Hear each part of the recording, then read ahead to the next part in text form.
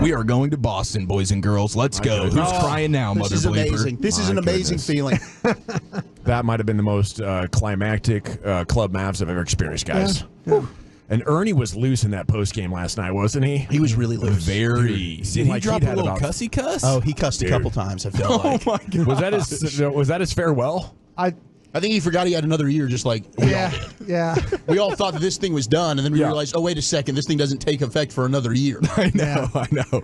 But it didn't stop the jokes from raining down. Charles was absolutely in his bag. But yeah, it was a loosey-goosey time because everybody knew after the first 10 minutes of the game, this one's in the bag here. Luka's got the he's got the eye of the tiger in a way that we've never even seen before. That was absolutely vicious. That was taking the assassin and leveling it up by 1,000 XP, 10,000 XP. That was insane, dude. It was unreal. And I don't think it's prisoner of the moment to say when he's playing like that, offensively, we know Luka might be the best player in the NBA. But when he's diving for loose balls, he's getting steals, he's engaged all over the floor. That dude's the best player in the world right now. Absolutely. He's unbelievable.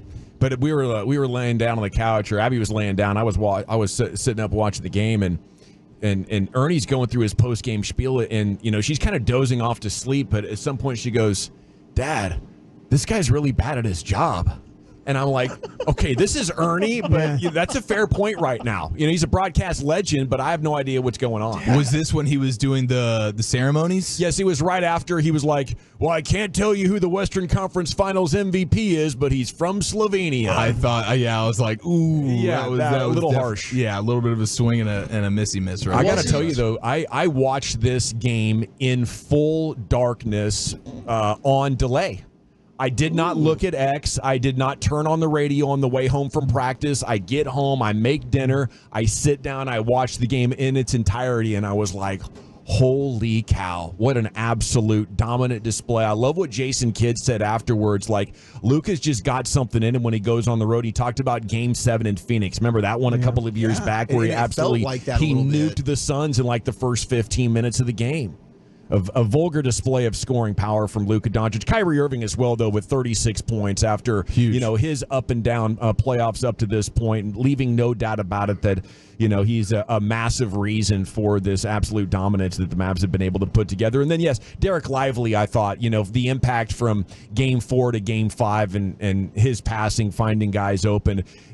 They were laughing at the Wolves, or at least Luka was laughing at the Wolves by the end of the game, just toying with them, teasing like an older brother who's, quite sure of victory, even though there's a significant amount of time left in the game. Yeah, he is, I know KNC mentioned this, but, thank God he's ours, because what a frustrating dude to have to go up against. Just an absolute dynamite killer who is making everything, and he's letting you know about it. He's sticking your face in it. He's crapping on you, and then he's just rubbing your face all in it. I want you to remember, you will never, ever forget the night that I came into your house and ripped your hearts right out of your bodies. Yeah. Whose house now, mother bleeper? Yelling at the fans. Luka is your daddy. It was as entertaining as anything that I can remember, dude. Just watching him dominate and dance on those dudes. People are going to absolutely hate him.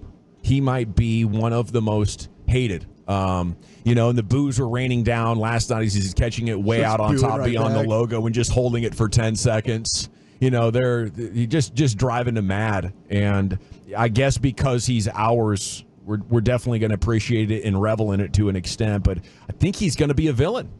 Yeah, absolutely. And the most evil kind that is actually he's showing up and walking the walk that he's also talking. It's like he's talking as he's walking. Holy crap, dude! You're not even. I can't even be like, but you suck. It's like, no, you're killing me. Yeah, you're killing me with dagger after dagger. And the way to start that way too, his ability to start. And you see a guy for as great as Kyrie is. First quarter, not good. And then all of a sudden, he gets into the flow of the game. Luka can just channel these things where here's 14 points in the first quarter. Here's one miss throughout an entire stretch. I'm taking ridiculous shots. And you can just tell when he's feeling it and the confidence is there. He'll pull up from anywhere. And it was just a sight to behold. It's amazing how he embraces being the villain too. He feeds off it. You've got the Reddit threads from T-Wolf fans. Guys, let's not boo him. Let's not try and poke the bear. That's the greatest kind of great player. Yeah, it's the greatest version. Now Boston's going to be booing, and I think he's going to be feeding off of the boost that they're giving Kyrie. I think Luka's going to take that and be like, all right,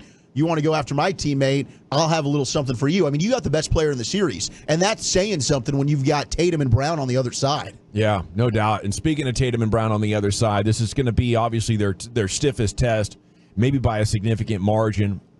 I'm picking the Mavs, either 6 or 7. I don't know. I don't have clairvoyance quite yet on how many games it's going to take them.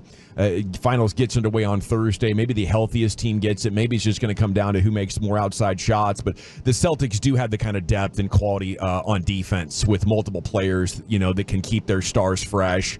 But I do think the Celtics have been playing, for the most part, play-in teams. In the West, and maybe Indiana's a play-in team. Obviously they got to play Miami at the start of it, and then Cleveland isn't that great either. And Cleveland's not a top 5 team in the West. So I think the Mavs have proven a lot more and really outclassed some damn good teams on their way to this final. Don't tell that to Keyshawn Johnson.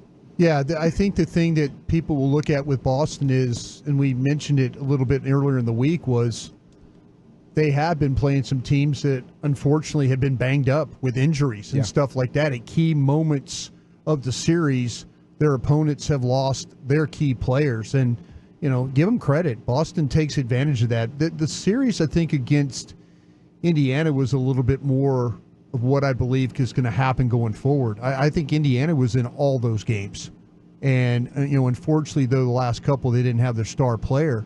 But when you watch them play, I think this series is going to be a lot like the Minnesota one, with the exception of last night's game. Close games. I think they're all going to be, when you get down to crunch time, who is the team that's able to best handle the last 4 minutes of those games? Can you get stops? Can you protect the rim? Can you stay out of foul trouble at the end? Are you going to have all your healthy bodies ready to go? I don't worry about Luka with the injury stuff now. Now that you're in the finals, he's going to play through anything. You're not going to see limping or banged up Luka. You're going to see a guy that's going to try and bring this trophy home. Yeah, I do. Unless there's re-aggravation, you think the worst of it is behind him, because now you get the week off, and then you get 2 days between. Basically, I'm pretty sure every single game there's 2 days between. So he'll be good. This is very, very reminiscent of like when the two teams get to the Super Bowl and the injury report has nobody on it. Nobody wants to be missing these games. And so you're going to see the ultimate gut checks from a lot of guys. If you're banged up, nicked up, if you have to get 24/7 treatment, you're going to do it. Anything to be able to line up and play 48 minutes to maybe decide this. You've carried it this far. You've got to find a way to be available.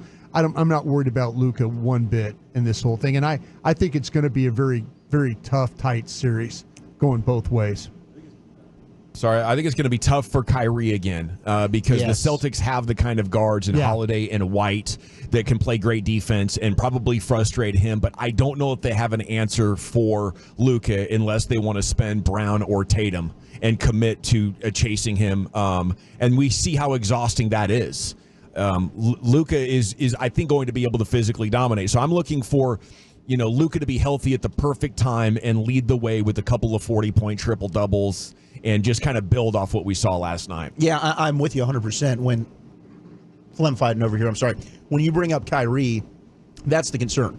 I don't think there's any way you can defend Luka. I don't think there's anybody on the planet that can stop Luka right now. He's just on such a tear. The size, the shot-making ability, the passing, the dribbling, the handles. Kyrie, though, we've seen now in back-to-back series, really just one game against Minnesota, but Oklahoma City certainly, some good defenders they there. Did a nice job. When they mixed McDaniel for Game 4, that certainly gave him some issues, but you're right. Derek White, Drew Holiday, Tatum, Brown, they've got a variety of guys that can give Kyrie issues. Kyrie is 0-10 against Boston. Now, that's granted, that's with a bunch of different types of rosters and teams. That's ever since he slammed on that logo when he was with Brooklyn. So, I don't know that really has anything to do with this series at all. But he certainly has not fared well against Boston. They've had an answer for Kyrie Irving. I am interested to see what matchups and what Kyrie does to try and counteract that a little bit. But I think having Luka certainly is an equalizer. I think he's getting his buckets. The key to me is going to be the bigs in this series, much like it was against Minnesota. Gafford and Lively. How dominant can they be with the rim running and the dunking and trying to create, maybe open some space? Then you're going to, of course, need